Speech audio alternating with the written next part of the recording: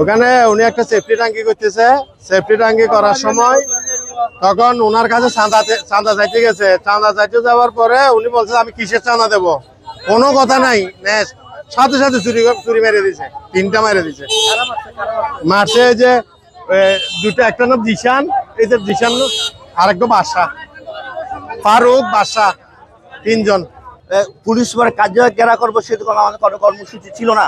আগামীকাল মাননীয় স্বরাষ্ট্রমন্ত্রী কক্সবাজারে আসছেন, কক্সবাজারের গর্বের সন্তান সালাউদ্দিন আহমেদ। আমরা আগামীকাল তার সাথে আমরা যারা হিন্দু সমাজ রয়েছে, সমাজের নেতৃত্বে তাদের দেখা করার কথা ছিল। কিন্তু দুঃখজনক সত্য হচ্ছে এখানে এই সন্ত্রাসীরা, চাঁদাবাজরা আজকে গণেশ পাল নামে একজন আমাদের হিন্দু ভাইকে নির্মমভাবে হত্যা করেছে চাঁদার দাবিতে, যেটা আমরা কখনো আশা করি নাই। সম্প্রতি সময় আপনারা দেখেছেন কক্সবাজার আইনশৃঙ্খলা চরম অবনীত হয়েছে। একের পর এক হত্যাকাণ্ডের ঘটনা এখানে করছে, দর্শনের ঘটনা করছে। আজকের দিনেই তিনটি আমরা হত্যাকাণ্ডের ঘটনা শুধু আজকের দিনে আমরা দেখেছি। সেজন্য আমরা মনে করি এই যে আইনশৃঙ্খলা বাহিনীর চরম ব্যর্থতা রয়েছে।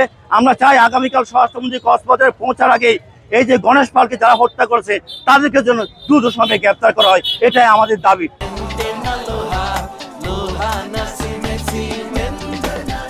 গণেশ আজকে যে চাঁদার দাবিতে তার 2টা মেয়ে আর একটা ছেলে, কিভাবে এই গণেশের পরিবার থাকবে আমরা তো জানি না। আমরা হিন্দু হয়ে আজকে বাংলাদেশে মানে আমরা নিরীহ হয়ে গেছি।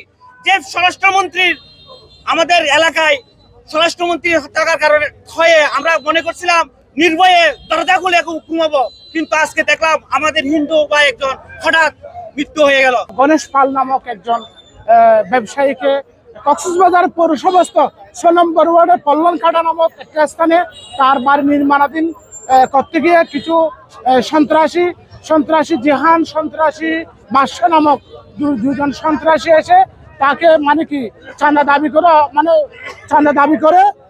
দাবিতে অস্বীকৃতি জানালে তাকে অন দ্য স্পটে তাকে চুরিতে আঘাত করা হয়েছে।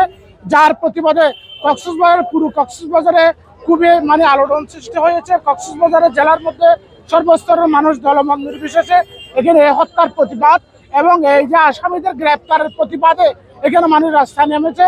আমরা এখানে এসে দেখেছি যে কক্সবাজারের এসপি অফিসের এখানে যে মানুষ জড়ো হয়েছে শুধু একটা কারণ, সন্ত্রাসীদের গ্রেপ্তারের দাবিতে। আপনারা জানেন প্রতিদিন কক্সবাজারের মধ্যে চুরি যেন একটা হুলি খেলার রূপান্তরিত হয়েছে। কোথায় কোথায় চুরি মেরে দেওয়া, হত্যা করা হয়। সুতরাং আমরা এই কক্সবাজারকে নাম অক্ষুণ্ণ রাখতে আমরা এই সমস্ত সন্ত্রাসীদের গ্রেপ্তারের এবং দাবি জানাচ্ছি।